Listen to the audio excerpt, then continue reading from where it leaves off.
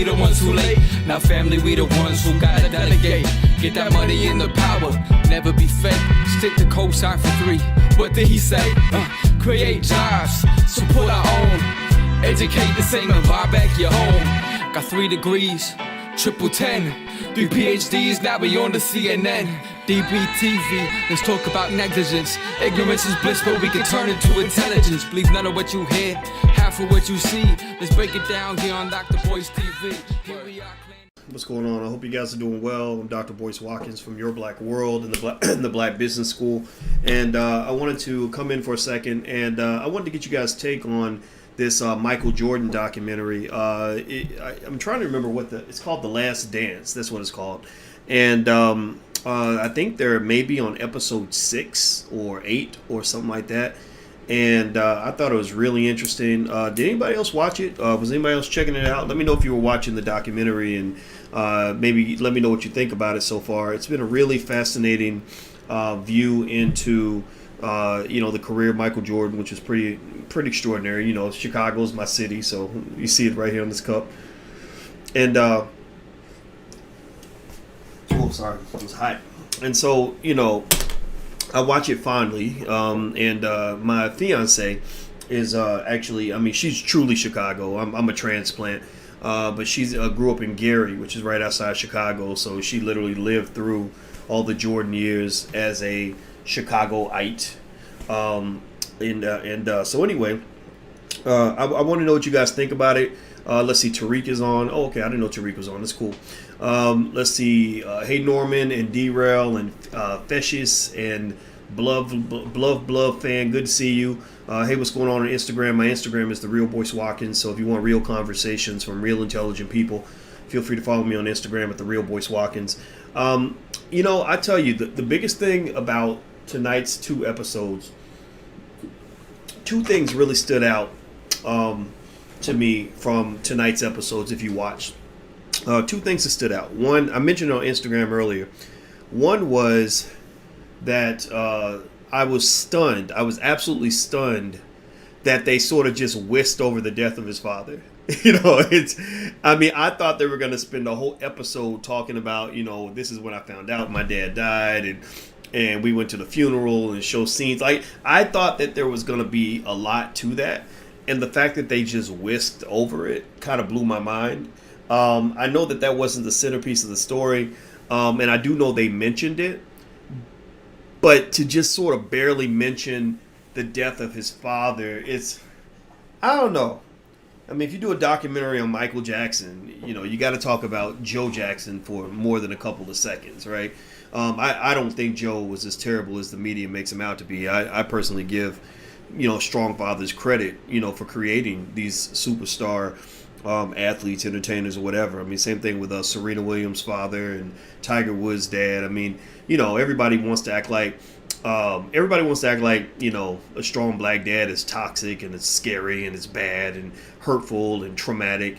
And yeah, but you kind of need somebody to be tough with your ass. Part of the reason the black community can't really win in a lot of situations is because we have really a community with a lot of pussies in it. Like we have a very wimpy, whiny community. Like you don't want especially your men. You can't really succeed and conquer and fight battles if your community has a lot of men who will sit back and whine about a problem as opposed to men who will get out there and fix it. But that's my 2 cents. I grew up in a house with a dad that, if something was broke, he would go fix it. He wouldn't whine about it. If the family needed something, he would go get it. He wouldn't just, say, well, when my kids are hungry because I couldn't get it, he would go do it, And some people think that that's being mean or whatever. And I think that that's, despite the fact that I never agreed with Michael Jordan's political disposition. He was very apolitical, and I thought that, that was a little bit much. And they tend to do that with black athletes, when they become big superstars and all that. But beyond that, though, there was a lot that I loved about the way he conducted himself when it came to his craft, when it came to fighting his battles, as an athlete, and getting what he wanted. It's one thing that I think a lot of people never learn, is that if you want something that everybody else wants, you're going to have to pretty much figure out how you're going to pay a higher price than the next guy. If you want something and you're not willing to pay an extremely high price to get it, like if you think that greatness or success or opportunity can come without tremendous sacrifice, then that means that I think that means you might still be babyfied. In a babyfied world, because you're black and because America's a wonderful place with equality and cotton candy and affirmative action, that you're going to just have things handed to you because it's the right thing to do. And I think that anybody who sort of lets you go into life thinking that way is setting you up for complete abysmal failure. Like we think it's traumatic to put kids through, tough experiences when they're young. But what you're doing is when you keep them from having to go through things, keep them from learning how to fight for things, then you're traumatizing them for the rest of their life, because they're going to go through one disappointment after another, and they're going to spend their whole life, sad. They're going to spend their whole life depressed and mad because they're not getting what they want. It's like those, you ever see somebody who is just really, really like a terrible person to be in a relationship with, like a really annoying person, or they don't take care of themselves, and or a woman, she refuses to learn how to cook or to be nice to a man, and then gets mad because she can't never get a man. Oh, these men ain't shit, these men ain't nothing, these men ain't better. Well, it's because you didn't step your game up. It's like men see you they see you right there, and they're walking right past you, and you have people that enable your disability, which is to blame everything that's happening in your life on other people. A lot of people are blamers, and you have men like that too. You have men that run around just upset because the white man won't give them opportunity, and it would be like this, it wasn't like that. I would be taking care of my kids if it wasn't for this and it wasn't for that. And I think that amount of complaining is you just got to be careful about that, because what you're kind of admitting is that you don't have any power.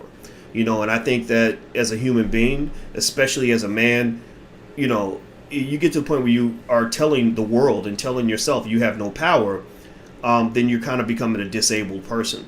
So, with the Michael Jordan doc, besides noticing the fact that they left his father out, which was just stunning to me, I really thought there was something to be said about, his response to the fact that there were people who felt that he was an asshole. Now, I'm not going to say Michael Jordan's not an asshole. I personally heard some stories about Michael Jordan being an asshole, right? But here's another thing about it too, is that I understood that a little bit, because I too have been called an asshole, like on many occasions. I have had people call me an asshole in public, it's still to this day still complaining about me. And what I find is that when you have a certain standard that's here, and you're dealing with motherfuckers that are like here, if you're really trying to win, you don't have time for that shit. You have no time for any excuses that will keep you from achieving the goal, right? Sure, there's going to be obstacles. And your problem is, as a black community, the reason that many people in the black community can't accomplish shit, financially and otherwise, is because we will take an obstacle and turn it into a permanent excuse. Like, well, I would have money for a down payment on a house, but my parents didn't leave me any inheritance. Or I would be able to, to invest and start a business, but I got too many kids and babies' mamas I can't afford. Or I would be able to do this, and this, but I got this thing over here. And here's the thing, I'm a mathematician, right? And one thing about being a mathematician is that as a mathematician, you always see problems. And problems for a mathematician are not obstacles that are meant to be permanent excuses. Problems are meant to be solved so that you can get to the finish line, so that you can get to the solution. And as black people, this is why you got to stop hanging out with those damn liberals all the time, because they cripple you. They will take a problem and turn it into a permanent obstacle and a permanent excuse. Like, they will literally tell you that because you were born poor and black, that there's no reason for you to ever expect to be anything other than that for the rest of your damn life. That you supposed to stay ignorant. You supposed to stay full of Popeye's chicken. You supposed to stay sitting on the couch watching TV. You supposed to be sitting there broke. You supposed to be sitting there with low income no matter what. You ain't got no options, no opportunities. You ain't supposed to never own nothing. You ain't never supposed to be nothing. You ain't never supposed to have nothing. Your kids ain't supposed to have nothing unless you vote for Joe Biden. Right? I can't live that way. I can't live that way. That's like going through life on training wheels, like a wheelchair with training wheels. Like you so crippled you can't even push your wheelchair right. They put training wheels on your wheelchair because you don't even know how to push your wheelchair right.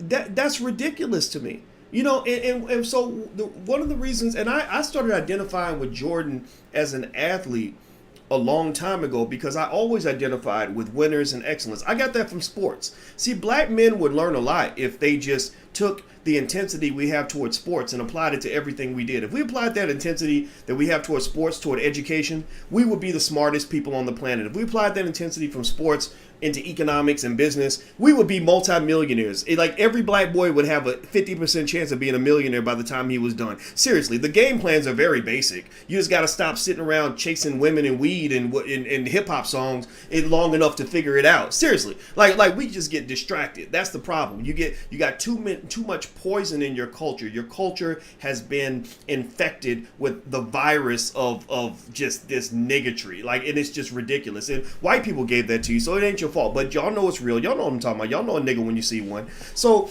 but the thing about it is, I identified with Jordan a long time ago because I said, man, I like this. I like the idea of being able to win. I like the idea of showing up to get something and getting it.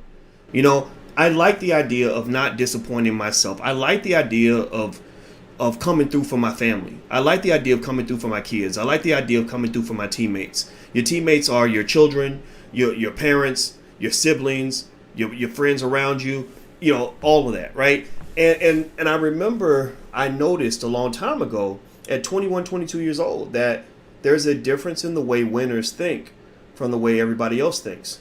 There are people that do their best, and then there are people that do what is required, right? And so a lot of what you're trained to believe is that, you go out here, it's like, well, just do your best, see what happens. And if you don't get it, oh, well.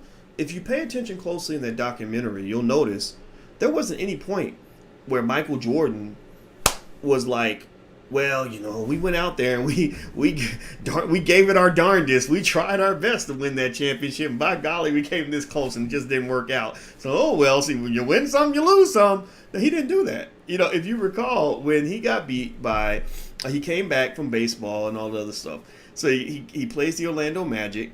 The Orlando Magic beat him. And it was a pretty decisive kind of thing. It was very humiliating. And his weight trainer or whatever, comes to him and says, okay, well, he's expected that they're going to start working in a few weeks. And Michael says, no, I'll see you tomorrow. And he was like, whoa. Oh, okay. All right. Well, I'll see you tomorrow. I'll be there tomorrow. And, what I've noticed is that if you want to know some of the secrets to greatness, really great people tend to be extremists in that way. I'm not saying that you should be an extremist. I'm saying that you got to decide what matters to you. And whatever matters to you, you should be an extremist when it comes to that. Like a really great mother is an extremist when it comes to her child, right? A really great father is an extremist when it comes to his child. A really great basketball player like Michael Jordan is an extremist in the sense that, okay, everybody else is going to come back in 6 weeks. The hard workers are going to come back in 3 weeks. I'm going to come back tomorrow. I will say I identify with this and understood this because I had an experience that was honestly outside of a lot of the typical black experiences that a lot of our people get. A lot of our people get experiences where you're not really pushed into competition because they don't expect you to compete. That's why they put your children in special education classes. They don't put the black kids in the classes with the Indians and the Asians, because the Asians and the Indians are extremists. The Nigerians, now they're black, but they're not. They're sometimes they don't see a connection with African Americans. African Americans don't see the connection there. But you'll notice that African American kids who grow up in America are not typically in the advanced classes with the kid from India or the kids from Asia, right? Well, why is that? Because they are fucking extremists when it comes to getting their shit. They are extremists when it comes to turning their children into little educational Michael Jordans. I know people, tell me, shout it out if you've seen this yourself. I know people who work in educational centers, the places where they get the kids ready for standardized tests, who are frustrated because they said, I can't get African American parents for nothing to come and make a tiny investment to get their children test prep. The Indians and the Asian parents will fight to get their kids in to get ready for the standardized test. Has anybody ever seen this? Has anybody else ever seen this?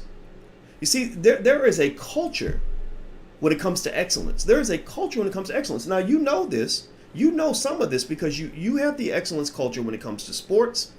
Everybody and their mama trying to get their baby in the NBA or the NFL, even when your baby's, 5'2", 88 pounds. You still trying to get your baby into the NFL or the NBA, which I don't get that. That doesn't make any sense. And we got a million parents trying to make their daughter the next Erykah Badu, or, their son into, some great performer, some actor, singer, whatever the hell, right? We got plenty of entertainers and athletes. And we see excellence in that regard, without a doubt. We sing like nobody else. We rap better than everybody. We got a million little Dr. Dre's all over the country, who ain't making no money at all because they never study business, right? And we have a million little girls that are doing things that, involve like memorizing, like, Megan Thee Stallion lyrics or whatever. But I'm not judging, but that's just the world we live in. What you don't have is excellence when it comes to education.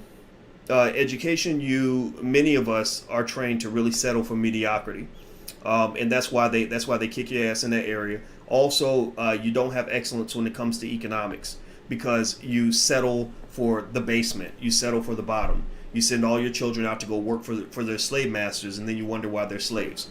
You send your children to the plantation, and you wonder why they become sharecroppers.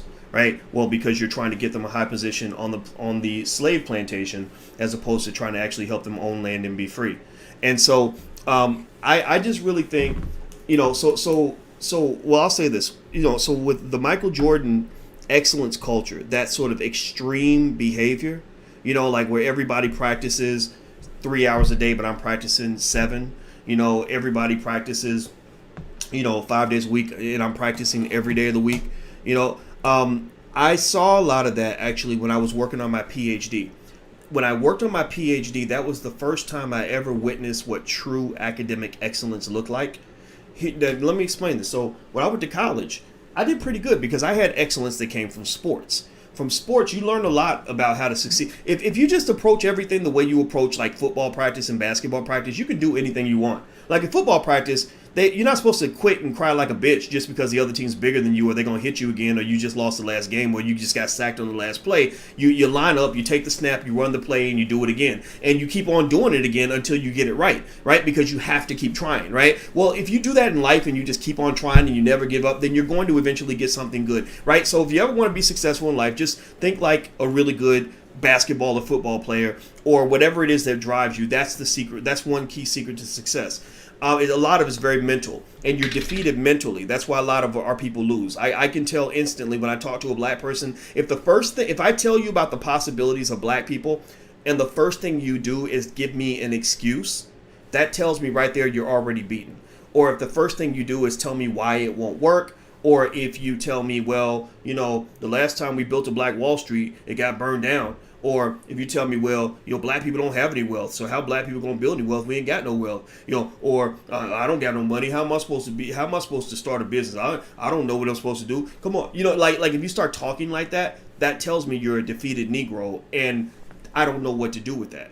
Because a person that has just insane determination, no matter where they start, they're gonna make progress. They're going to achieve certain things. They're going to go further than a person who has all the gifts, all the opportunities, all the resources, right in front of them. And the thing is that you see the defeated mentality at all levels of society. It's not just poor people or uneducated people. It's all people. A lot of our millionaires have a very defeated mentality. A lot of your black millionaires are pretty much, they think like high paid employees. So for example, why is it so insane when I come and I say, why don't some of these millionaires get together and just start their own NFL? Why are they trying to beg the white guys to give them a shot to play in their league? Why don't they just start a league? Like, why can't they do that, right? And people act like that's impossible.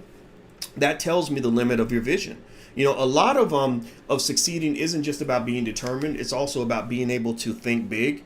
So if you can think big, even if you don't have what you think you have, but you believe that things are possible and you have this thing called faith, which black people actually have a lot of faith. So we have, like, when it comes to white Jesus, like, we got that down. We have a lot of faith in that. But when it comes to faith in ourselves, I don't know if we have that, right? And so earlier, for example, when I was telling you the story about my mother being 17 years old and being dropped off at the hospital by herself as a single 17-year-old young woman, she walked in that hospital, checked herself in, and gave birth to me by herself. My father was not there. My grandmother was not there. Nobody was there. I had no uncle. Nobody came in. Nobody was there when I came into the world. And I told my mother today, I said, thank you for being the hero that you were, because you had faith that things would get better. You had faith that we would figure this out. You had faith that I was going to be somebody. And she literally said that. She said, I had 3 kids and I love them all in different ways, but you're the one where I knew when you were born, you were going to be somebody, and I had a job, which was to get us through that situation so that you could grow up and become the great man that I know that you're going to be one day. She said, so when you're talking to hundreds of thousands of people or whatever the number ends up being, now I see what my job was. And I had faith in that what was in front of me right now was going to somehow find a way to become what I needed it to be in order for the vision to become real. She didn't say it like that, but that was kind of the message I got. So what's my point? Well, a lot of times, people that become really successful are people like that, where they just sort of see something that's bigger. They see it in their mind, and they don't have evidence in front of them. They don't have anything that really tells them that they're going to figure it out. They don't know exactly how they're going to fill in the blanks. They just know that they have a vision and a hell of a lot of determination. And that means that they're just going to solve problem after problem after problem after problem after problem after problem after problem, and keep trying and keep trying and keep going and keep moving and never stop and be more intense. And that somehow, some way, something's going to emerge out of that. And I don't think we have a lot of that in our community. I really don't. I think, that we have a lot of situations where we murder all possibilities before they ever become real because we just quit. We just give up. We don't have vision. Think about this. A lot of our families are families where you come home talking about you want to start a business. Well, mama, one day I want to be the next Jeff Bezos or the next Bill Gates. Well, maybe he's not a good example because of the vaccine stuff, but you get the point. People look at you like you crazy. They look at you like, well, who that Negro think he is? Come on, he ain't got what it takes. You ain't even got $80 in the bank. Come on, fool. What you talking about, right? So that kind of mindset, that small-minded, weak-minded, give up early mindset is pretty prevalent in a lot of places, and it causes people to give up early, and that's not how excellent people think. Excellent people say, damn, I messed up, I don't have everything I need, but let me go figure out how I can get what I need in order to get where I got to get to. That's what they do. Let me keep constantly going back and reflecting and repairing so that I can be better next time and figure it out. So when you look at when Michael Jordan got eliminated from the playoffs, that's what he did. He said, okay, we got to go retool. We got to figure this out. We have to meet a certain standard. There's no joking and playing around and being silly. Like if we're gonna be ready for battle, then we have to prepare for battle. We got to do what it takes, right? And I just really think that people should sort of pay attention to that in terms of what excellent people do in life. And so when I was in my PhD program, I remember I thought I was a good student. When I went in that program, I was already in college. I was the #1 black student on the entire University of Kentucky campus. I saw a little book where they had all the GPAs of all the black students on the campus because they kept us all on the record because we were all on a minority scholarship. And I was ranked #1. and I was way ahead of everybody else. And my friend Aaron, who's now a judge down in Georgia, he's number two. He was number two, and but Aaron was way behind me, and so I thought I was a good student. Like I thought I was the shit. Like I thought, there's nothing I could do, that I was just the best, because I was already extreme compared to my mediocre bullshit competition. My mediocre bullshit competition, a bunch of lazy motherfuckers who pretty much thought studying 4 hours a week was a big deal, or who never studied on a Saturday night, or who only studied 3 or 4 days a week.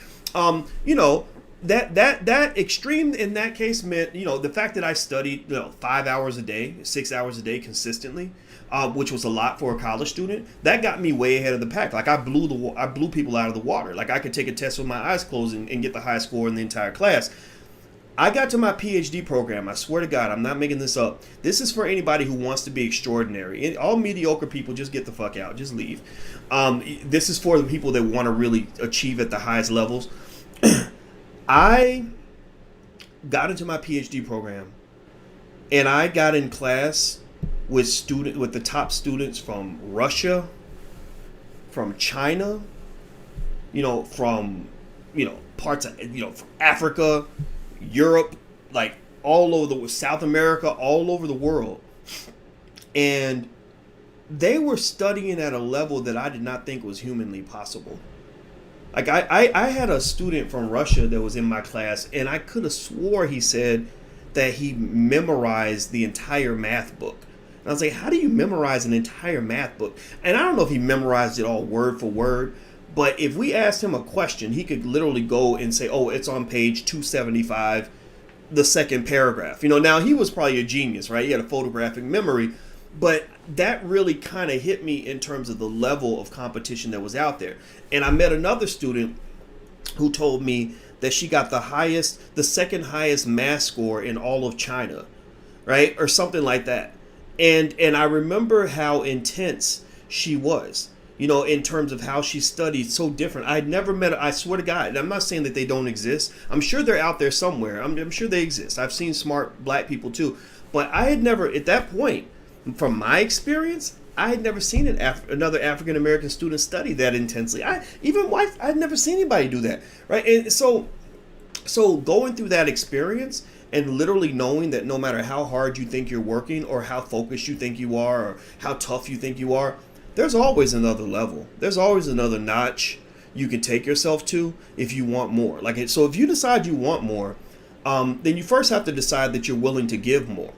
And if you're willing to give more, then you got to start giving, making that sacrifice, making that trade-off. And so with Michael, when they got to the point where they were saying, people think, there are people who say that you're an asshole. Is that true? And he just kind of was like, well, to be a winner and to be a leader, you have to make sacrifices. And he said anybody who doesn't understand that has probably never won anything. I think that they understand the sacrifice, like the players around him understood the sacrifices necessary to get to the NBA. They might have even understood the sacrifices required to get to the NBA title game. What they did not understand was the sacrifice necessary to get to the NBA, to get to the title game, and to win every single time you showed up. So Jordan, I believe, was more successful because he was able to kind of take things up just another notch. And I think, and did he do it perfectly? No, he didn't. Obviously he didn't. But, when I saw people saying he was too intense and he was too mean and he would bark at us and yell at us, I thought about that, and it honestly made me reflect a lot on so many situations where I've been in scenarios where I've just got mad. I'd be like, look, we're not ever going to win. In fact, sometimes you'll see that come out of me when I'm talking to you guys about the black community, what it's going to take for our children to be able to compete with white people. I get mad because I see 100 million Negroes gathering to watch Jill Scott and Erykah Badu sing songs, but I don't see those people showing any capability when it comes to actually believing that we have the ability to come together and build something educationally for our kids. We have never, and we probably will never show the same intensity to build, like, say, a black-owned public school system that we put into showing up to watch Jill Scott and Erykah Badu sing songs. I'm not making fun of you for doing that. I popped in for a second. I thought it was great. I think Jill Scott's a great singer. I know people that know Jill Scott. That's great. It's cool. But it's fucking entertainment, man. It's entertainment. It means nothing long term. It means nothing in the competition of white supremacy. I mean, white folks got guns. They're ready to take you out. They're ready to take you. They're ready to send your ass to lunch and have you never come home. And y'all sitting around singing songs and having Twitter competitions. I don't know if y'all ready for that. Y'all ain't ready for that. You know, you sing the songs after you prepare for battle. You know, you sing the songs after you get ready, you know, in all the areas that matter. I'm not saying those things are not fun. Like, that's cool. You know, I'm sure there'll be another one. Maybe it'll be Snoop Dogg rapping against Dr. Dre. I'm sure 1 million people will show up for that. And it's fine. You should do that. But I will definitely tell you too, though, you know, when I was in my youth and I was accomplishing things that other people wanted to accomplish, and other people didn't understand where I found the time to be able to do the things that I did, even, you know, academically, I did some stuff that nobody's done on that campus that I know of, not since that time. A lot of it was because I didn't waste time with bullshit. Or if I did do bullshit, it was after I took care of the real shit. You know, I took care of the important stuff before I got around to the party. I always got the power. I wanted the power. I'm like, you can have the fucking party. You know, so I'm the type of guy that maybe even think about this. That's how you lost hip hop. That's how you let a multi-trillion-dollar industry slip through your fingers. When hip hop was coming out of the South Bronx, black people were sitting right on top of a gold mine. One of the greatest art forms in the history of all mankind. You could have owned the entire business model, the entire distribution, all the distribution channels of one of the most significant entertainment art forms, you know, ever. And I asked some of the guys, I interviewed 3 guys from the South Bronx that told me that they were part of that movement. They were part of that whole situation. And I said, didn't you guys realize how much money was being made? And why didn't you guys get a piece of that? Like, you guys should be billionaires by now or multimillionaires. And they said, you know what, Dr. Boyce, to be honest with you, we weren't even thinking about the money. We were just trying to have some fun. And I think that with black folks, I think there's something that we have to really kind of process in terms of, you know, whether we're always trying to have fun. Like, if fun is more important than actually doing the work. And if that's the case, then that's probably why you're not ready for war. You know, if you go back to that Jordan documentary and you just look, and let's say you have some respect for what Jordan accomplished as a basketball player. I'm not talking about as a person. You can decide what you want about that. I don't give a shit about that. But he was able to get what he wanted as an athlete. He had a level of seriousness that was a little higher than the other guys. He would joke with the guys. Yeah, he'd laugh with you and all that. There's plenty of videos of him laughing and joking and making fun with other players or whatever. But he would tell the guys, like, stop laughing, stop playing, stop fucking around, focus. If you want to be ready for the Knicks next year, you got to focus. No, there ain't no joking and playing around. You need to be ready for war. So that's what I would almost want to say to black people is, stop joking, stop playing around so much. You know, and so, I mean, but then again, for some people, maybe that's going to be a lifestyle, right? They're committed to that. They play and they joke around. They get easily distracted by any bullshit that flies across the internet. You know, so they spend all their time Twitter yapping and just kind of being mad because some celebrity says something or whatever, or because Trump says something. And then next thing you know, white folks are collecting all the money. And they're collecting it from you. They're sucking money out of your neighborhood. They're screwing up your kids in the educational system. You're falling behind on your life. A lot of black people, educated black people, a lot of highly educated black people are actually going to die in debt. And it's because you're kind of asleep at the wheel. You know, so that's my thought for today. I'm still going to keep processing that a little bit. But I liked the documentary, and I thought it was a great lesson. I encourage anybody that really wants to actually be truly like super successful at stuff to just know that there's kind of a formula for excellence. And I'm not trying to sit here and pretend like I'm a Michael Jordan. I don't even know how you'd even begin to make that comparison. But I can say that when I got that PhD in finance in 2002, there was not another African American on the planet that year that got that same PhD. And there were plenty who tried, but none of those other people were able to get through that system. I found a way through that system, and it relates to the fact that I keep a lion on my chest because the lion is my spirit animal. Everything that I approach every single day, I approach as a lion, which means you're not going to distract me for too long. You're not going to fuck with me. You're not going to make me scared of you. You're not going to slow me down. You're not going to make me not believe in myself. You're not going to make me you're not going to keep me from strategizing. You're not going to knock me off my plate for too long. If you do knock me off, I'm going to get right back on it.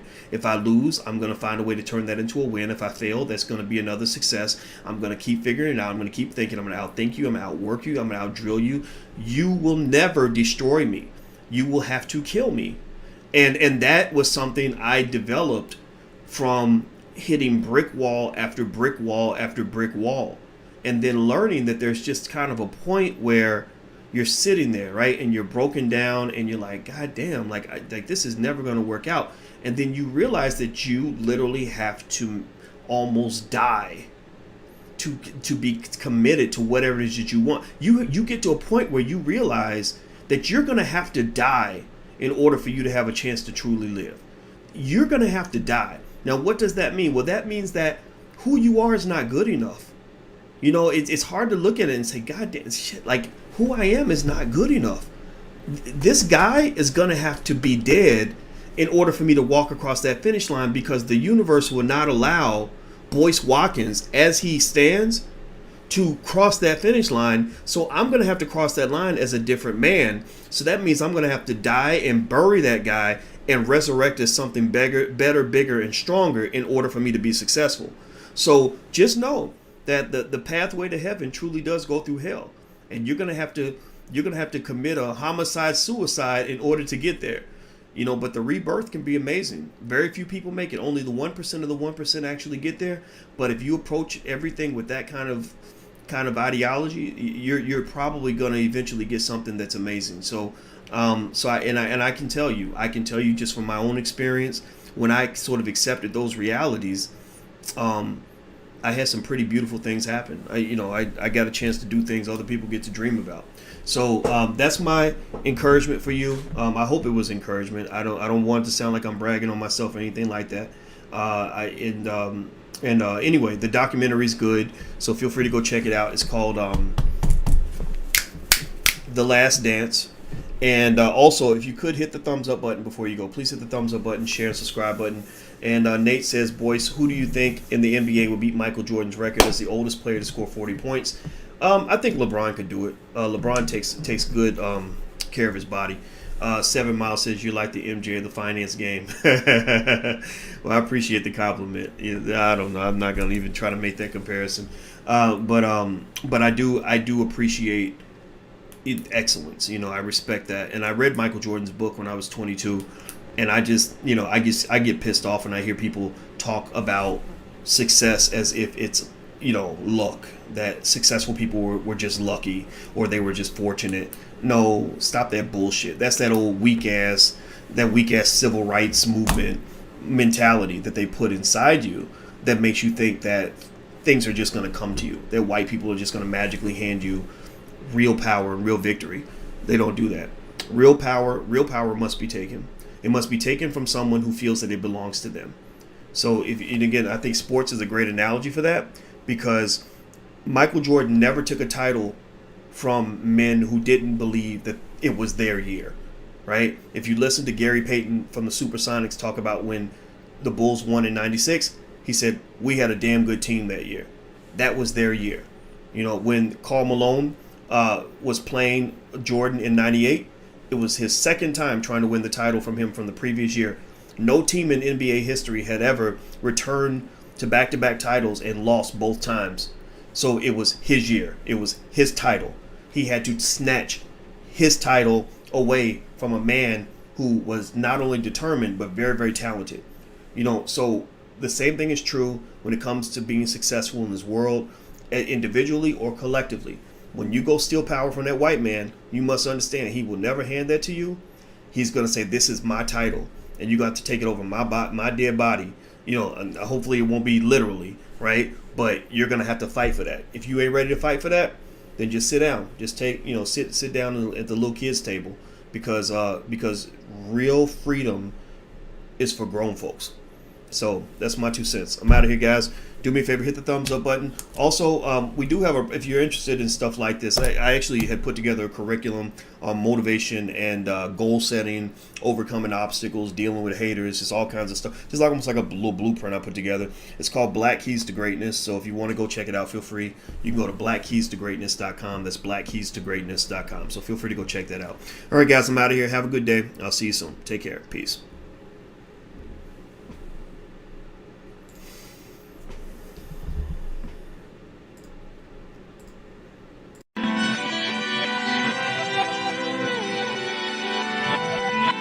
Here we are, clan the isms, cataclysm great.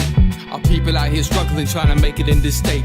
Everybody out here doing it, but we the ones who late. Now family, we the ones who gotta delegate. Get that money in the power, never be fake. Stick to cosign for 3. What did he say? Create jobs, support our own. Educate the same and buy back your home. Got 3 degrees, triple 10. 3 PhDs, now we on the CNN. DBTV, let's talk about negligence. Ignorance is bliss, but we can turn it to intelligence. Believe none of what you hear, half of what you see. Let's break it down here on